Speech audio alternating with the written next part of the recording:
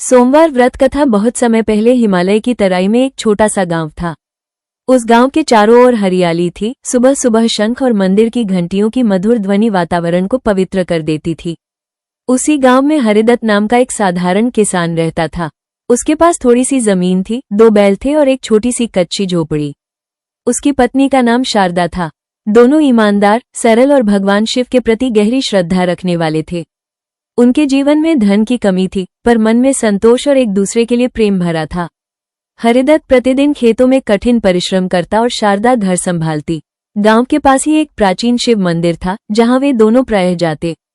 शारदा विशेष रूप से सोमवार को व्रत रखती थी। वो भोर से उठकर स्नान करती, साफ वस्त्र पहनती, बेलपत्र, धतूरा और जल लेकर शिवलिंग पर अर्पित करती और पूरे दिन केवल फल या जल पर रहती। उसका विश्वास था कि भगवान शिव सच्चे मन से की गई पूजा कभी व्यर्थ नहीं जाने देते। वर्षों बीत गए, परंतु उनके घर आंगन में बच्चों की किलकारी नहीं गूंजी। गांव के लोग सहानुभूति दिखाते, पर कुछ लोग ताने भी मारते। शारदा हर बार मुस्कुराकर सब सह लेती, पर भीतर ही भीतर उसका मन व्यथित रहता। कई बार रात में वो छत की ओर देखती और आंखों से आंसू बहते हुए शिव से मन ही मन कहती, हे भोलेनाथ, मैं आपसे कुछ भी नहीं मांगती, बस मेरे जीवन में भी मातृत्व का सुख भर दीजिए। एक दिन सावन का महीना आरंभ हुआ।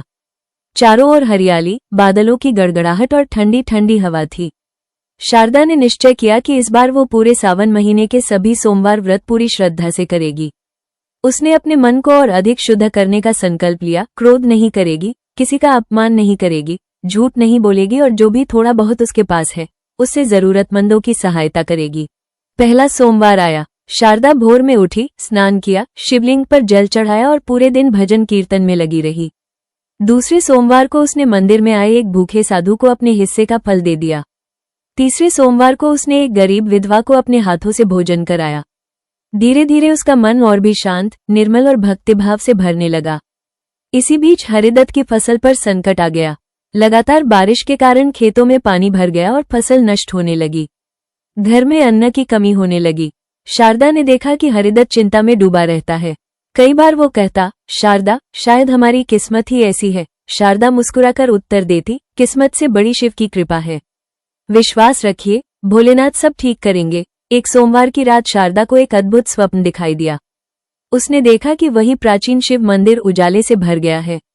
शिवलिंग के सामने साक्षात भगवान शिव विराजमान है। माथे पर चंद्रमा, गले में नाग, जटाओं से गंगा की धारा बहती हुई। उनका स्वर करुणा से भरा हुआ था। उन्होंने कहा, शारदा, तुम्हारी श्रद्धा, संयम और सेवा ने मुझे प्रसन्न किया है। तुम जो मांगती हो वो अवश्य मिलेगा, पर याद रखना, वरदान के साथ परीक्षा भी आती है। धैर्य और धर्म का मार्ग मत छोड़ना। शारदा की आंखें खुल गईं। वह कांपते हुए उठ बैठी। उसके हृदय में अद्भुत शांति थी। उसने मन ही मन शिव को प्रणाम किया और सोचा कि चाहे कैसी भी परिस्थिति आए, वो सत्य और भक्ति का मार्ग नहीं छोड़ेगी।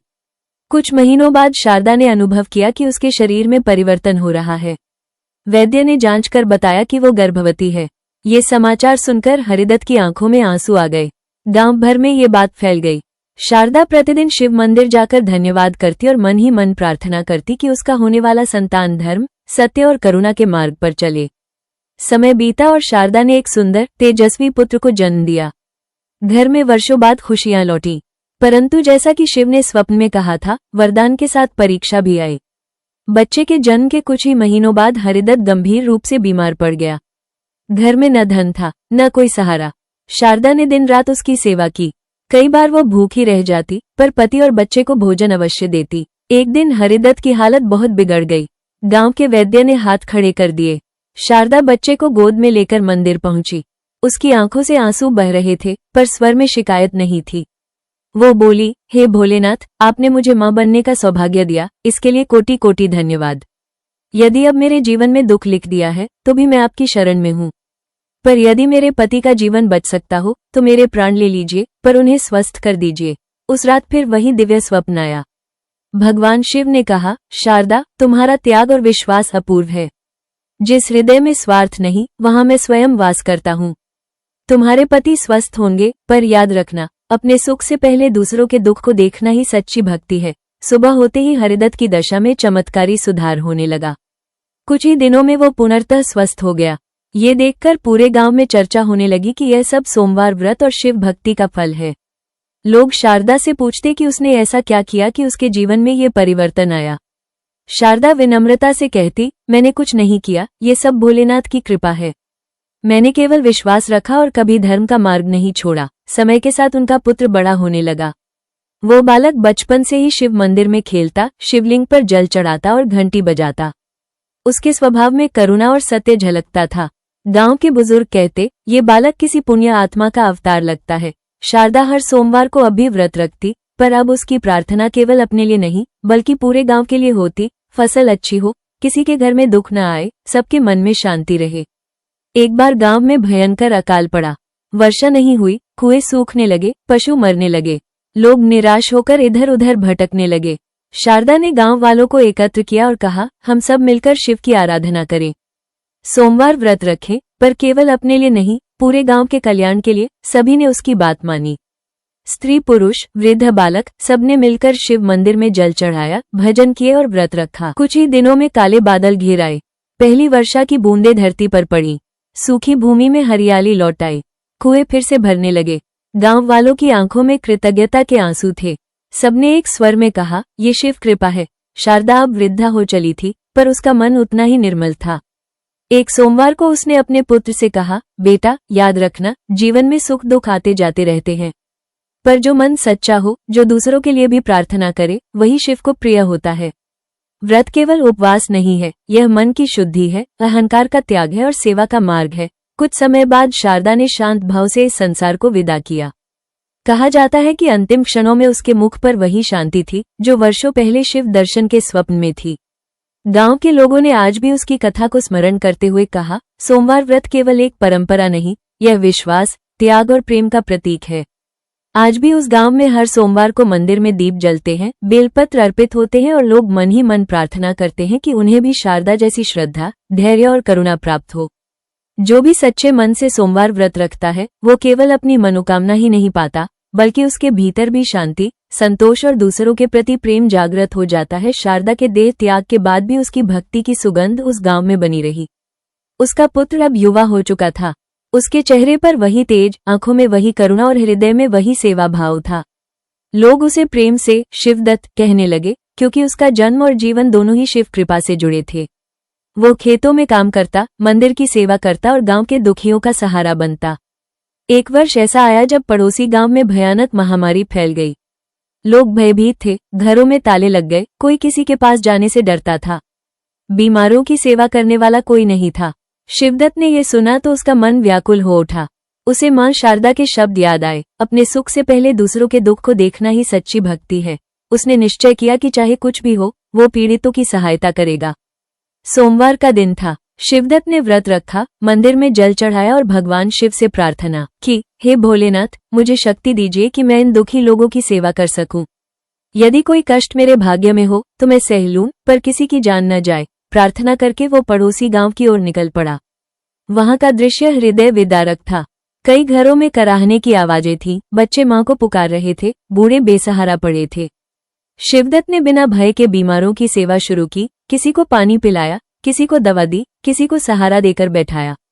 कई लोगों ने उसे रोका, मत जाओ, ये बीमारी फैल जाएगी, पर वो शांत स्वर में कहता, यदि सेवा में प्राण भी चले जाएं, तो उससे बड़ा सौभाग्य क्या हो सकता है। दिन बीतते गए। आश्चर्यजनक रूप से जहां जहां शिवदत्त पहुंचा, वहां के रोगी धीरे धीरे स्वस्थ होने लगे। लोग कहने लगे कि उसके हाथों में जैसे कोई दिव्य शक्ति है। स्वयं शिवदत्त को कभी बुखार नहीं आया, कभी कमजोरी नहीं हुई। हर सोमवार वो व्रत रखता, शिव का स्मरण करता और सेवा में लगा रहता। कुछ ही सप्ताहों में महामारी शांत हो गई। लोग उसके चरणों में गिर पड़े, पर वो विनम्रता से सबको उठाकर कहता, मेरे चरण नहीं, शिव के चरण पकड़ो। ये सब उनकी कृपा है। उसकी कीर्ति दूर दूर तक फैलने लगी। पर शिवदत्त के हृदय में अहंकार का नाम भी नहीं था। वो मां शारदा की तरह ही सादा जीवन जीता और हर सोमवार उपवास करके शिव भक्ति में लीन रहता। एक रात शिवदत्त को स्वप्न आया। वही दिव्य प्रकाश, वही शांत मुखमंडल, भगवान शिव। उन्होंने कहा, वत्स, तूने अपनी मां के संस्कारों को जीवन में उतारा है। सेवा, त्याग और श्रद्धा से बड़ा कोई तप नहीं। अब समय है कि तू इस गांव को केवल अन्न में नहीं, आत्मा में भी समृद्ध करे। इतना कहकर वे अंतर्धान हो गए। सुबह शिवदत्त ने निश्चय किया कि वो गांव में एक बड़ा अन्न क्षेत्र और विश्रामशाला बनवाएगा, जहां कोई भूखा न जाए और कोई राहगीर बिना सहारे न रहे। उसने अपनी थोड़ी सी भूमि दान कर दी, स्वयं दिन रात श्रम किया, ईंटें ढोई, मिट्टी गूंथी। गांव के लोग भी उसके साथ जुड़ते गए। कुछ ही समय में मंदिर के पास एक सुंदर अन्न क्षेत्र और धर्मशाला बन गई। अब हर सोमवार को वहां विशेष रूप से अन्नदान होने लगा। दूर दूर से लोग आने लगे, कोई रोगी, कोई यात्री, कोई दुखी मन लेकर। सबको वहां भोजन मिलता, शांति मिलती और शिव का नाम सुनने को मिलता। लोगों का विश्वास और गहरा हो गया कि सोमवार व्रत केवल मनोकामना पूर्ति का साधन नहीं, बल्कि मानवता को जगाने का मार्ग है। समय के साथ शिवदत्त वृद्ध होने लगा। एक दिन उसने गांव वालों को बुलाया। उसकी आंखों में वही शांति थी जो कभी उसकी मां शारदा की आंखों में थी। उसने कहा, मैंने अपने जीवन में यही जाना कि भोलेनाथ को पाने का सबसे सरल मार्ग सच्चा हृदय है। व्रत रखो, पर केवल शरीर का नहीं, मन का भी। क्रोध, लोभ, ईर्ष्या और अहंकार का त्याग ही सच्चा उपवास है। जो ऐसा करता है, उसके जीवन में शिव स्वयं उतर आते हैं। कुछ दिनों बाद एक सोमवार की भोर में शिवदत्त ने स्नान किया, मंदिर में जल चढ़ाया और ध्यान में बैठ गया। कहते हैं कि उसी ध्यानावस्था में उसने देह त्याग किया। उसके मुख पर वही मुस्कान थी, जैसे कोई अपने प्रिय से मिलकर लौट रहा हो। पूरे गांव में शोक था, पर उससे भी अधिक एक अद्भुत शांति थी, जैसे स्वयं शिव ने आकर उसे अपने धाम में स्थान दिया हो। आज भी उस गांव में हर सोमवार को लोग व्रत रखते हैं, मंदिर में जल चढ़ाते हैं और शारदा तथा शिवदत्त की कथा सुनते सुनाते हैं। लोग कहते हैं कि जब भी कोई सच्चे मन से व्रत रखकर दूसरों के लिए प्रार्थना करता है, तो उसकी मनोकामना अवश्य पूरी होती है, कभी रूप में, कभी भाव में, और कभी ऐसी शांति के रूप में जिसे शब्दों में बांधा नहीं जा सकता। सोमवार व्रत की यही सच्ची महिमा है। ये केवल इच्छाएं मांगने की विधि नहीं, बल्कि अपने भीतर के शिव को जागृत करने का साधन है। जो श्रद्धा से, संयम से और करुणा से इसे करता है, उसका जीवन धीरे धीरे स्वयं एक कथा बन जाता है। ऐसी कथा जो दूसरों को भी आस्था, धैर्य और प्रेम का मार्ग दिखाती है। शिवदत्त के देहत्याग के बाद गांव में जो शांति फैली थी, वो साधारण शांति नहीं थी। लोगों को लगता था जैसे मंदिर के आसपास की हवा में कोई अदृश्य करुणा बह रही हो। हर सोमवार को जब भी कोई भक्त जल चढ़ाने आता, तो उसके मन का बोझ हल्का हो जाता। कई लोग कहते कि उन्हें भीतर से कोई आवाज मार्ग दिखाती है, जैसे कोई अदृश्य हाथ उन्हें सही दिशा में ले जा रहा हो। समय बीतता गया। शिवदत्त की बनाई धर्मशाला और अन्न क्षेत्र अब पूरे क्षेत्र में प्रसिद्ध हो चुके थे। दूर दूर से यात्री, साधु, रोगी और दुखी लोग वहां आने लगे। कुछ केवल भोजन के लिए आते, कुछ मन की शांति के लिए और कुछ अपनी मनोकामना लेकर। जो भी वहां से लौटता, उसके चेहरे पर एक अलग ही संतोष दिखाई देता। एक दिन एक धनी व्यापारी अपने परिवार के साथ वहां पहुंचा। उसके घर में वर्षों से कलह थी, पुत्र भटक गया था, धन होते हुए भी मन अशांत था। उसने मंदिर में जल चढ़ाया, सोमवार व्रत रखा और रात धर्मशाला में बिताई। उस रात उसे स्वप्न आया कि कोई शांत स्वर कह रहा है, तू बाहर धन ढूंढता रहा, भीतर का शिव भूल गया। जहां सेवा है, वहीं शांति है। सुबह उसने अपने हृदय में परिवर्तन अनुभव किया। लौटते समय उसने अपनी ओर से अन्न क्षेत्र के लिए दान दिया और अपने जीवन में भी सेवा का मार्ग अपनाने का निश्चय किया। कुछ समय बाद एक निस्संतान दंपति वहां आया। स्त्री की आंखों में वही पीड़ा थी जो कभी शारदा की आंखों में थी। उसने मंदिर में बैठकर रोते हुए कहा, हे भोलेनाथ, यदि आप मुझे मां बनने का सुख न भी दे, तो मेरे हृदय से ये खालीपन हटा दीजिए। उन्होंने पूरे सावन महीने के सोमवार व्रत किए, अन्न क्षेत्र में सेवा की, भूखों को भोजन कराया। महीनों बाद जब वे लौटे, तो उनके चेहरे पर आशा की किरण थी। कहते हैं कि 1 वर्ष के भीतर उनके घर में भी किलकारी गूंज उठी। लोग फिर कहने लगे, ये सब उसी परंपरा का फल है जो शारदा से शुरू हुई और शिवदत्त तक पहुंची। धीरे धीरे ये कथा पीढ़ी दर पीढ़ी चलने लगी। बच्चे अपने बड़ों से सुनते कि सोमवार व्रत केवल नियमों का पालन नहीं, बल्कि मन की शुद्धि का पथ है। जो क्रोध, द्वेष और अहंकार छोड़कर व्रत करता है, वही वास्तव में भोलेनाथ को प्रिय होता है। लोग अब व्रत के दिन केवल अपने लिए नहीं, बल्कि गांव, परिवार और संसार के कल्याण के लिए प्रार्थना करने लगे। एक बार पूरे क्षेत्र में भयंकर तूफान आया। कई घर उजड़ गए, खेत नष्ट हो गए। लोग भयभीत होकर मंदिर में इकट्ठा हुए। वो दिन सोमवार का ही था। सभी ने एक साथ जल चढ़ाया, भजन गाए और प्रार्थना की, हे शिव, हमें धैर्य दीजिए। आश्चर्य की बात ये रही कि उसी रात तूफान थम गया। अगले दिन लोग नुकसान का हिसाब लगा रहे थे, पर मन में निराशा नहीं थी। वे कहते थे, जो गया वो गया, पर जो शांति मिली वो अनमोल है। गांव के वृद्धजन बताते थे कि जब भी कोई सच्चे मन से सोमवार व्रत करता है, तो उसके भीतर एक परिवर्तन अवश्य होता है। वो पहले दूसरों को दोष देता था, अब स्वयं को देखने लगता है। जो पहले केवल पाने की सोचता था, अब देने लगता है। यही वो रहस्य था जिसने शारदा को धैर्य दिया, शिवदत्त को सेवा का मार्ग दिखाया और असंख्य लोगों के जीवन को नई दिशा दी। कई वर्षों बाद एक साधु उस गांव में आया। उसने मंदिर के पास बैठकर सबकी कथाएं सुनी, शारदा की भक्ति, शिवदत्त की सेवा और लोगों के जीवन में आए परिवर्तन। वो मुस्कुराया और बोला, तुम लोग चमत्कार खोजते हो, पर असली चमत्कार तो तुम्हारे हृदय में हो रहा है। जहां मन निर्मल हो जाता है वहां शिव स्वयं प्रकट हो जाते हैं। उस दिन के बाद से गांव में एक परंपरा बन गई। हर सोमवार लोग केवल उपवास नहीं रखते, बल्कि कोई न कोई सेवा अवश्य करते। किसी भूखे को भोजन, किसी दुखी को सहारा, किसी निराश को आश्वासन। बच्चों को भी सिखाया जाता कि शिव पूजा का अर्थ केवल मंदिर जाना नहीं, बल्कि अपने आचरण को पवित्र बनाना है। कहा जाता है कि आज भी जब कोई भक्त सच्चे मन से वहां बैठकर आंखें बंद करता है तो उसे भीतर एक अद्भुत शांति का अनुभव होता है, जैसे शारदा की ममता और शिवदत्त की करुणा उस मौन में घुली हुई हो। लोग समझ जाते हैं कि यह केवल एक कथा नहीं, बल्कि जीवन का मार्ग है जो हर युग में मनुष्य को अंधकार से प्रकाश की ओर ले जाता है। समय की धारा बहती रही, पर उस गांव में शिव भक्ति की ज्योति कभी बुझी नहीं। शारदा की आस्था, शिवदत्त की सेवा और अनगिनत भक्तों की प्रार्थनाओं से वो भूमि जैसे स्वयं एक तीर्थ बन गई थी।